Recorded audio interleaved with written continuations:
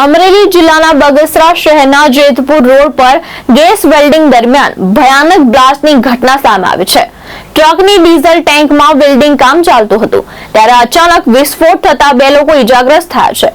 ઇજાગ્રસ્તોને તાત્કાલિક હોસ્પિટલમાં ખસેડવામાં આવ્યા છે। બગસરા શહેરના જેતપુર રોડ પર આવેલી ચામુંડા ગેસ વેલ્ડિંગ નામની દુકાનમાં ગેસ વેલ્ડિંગનું કામ ચાલી રહ્યું હતું।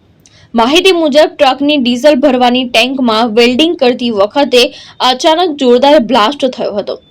બ્લાસ્ટ એટલો જોરદાર હતો કે આસપાસના લોકો ગભરાઈને ઘટના સ્થળે દોડી આવ્યા હતા। આ અકસ્માતમાં કૌશિકભાઈ ધીરુભાઈ દોડિયા અને ધર્મેશ અરવિંદભાઈ પંડ્યા ઇજાગ્રસ્ત થયા હતા। ઇજાગ્રસ્તોને તાત્કાલિક 108 ઇમરજન્સી સેવા મારફતે હોસ્પિટલ ખસેડવામાં આવ્યા હતા। ઘટનાની જાણ થતાં પોલીસ અને 108ની ટીમ ઘટના સ્થળે પહોંચી તપાસ હાથ ધરી હતી। એક ઇજાગ્રસ્તને વધુ સારવાર માટે અમરેલી રિફર કરવામાં આવ્યા હોવાનું જાણવા મળ્યું છે। સદનસીબે મોટી દુર્ઘટના ટળી જતા તંત્રએ હાશકારો લીધો છે। સરફરાઝ ખોકર, દ્રષ્ટિકોણ ન્યૂઝ, અમરેલી।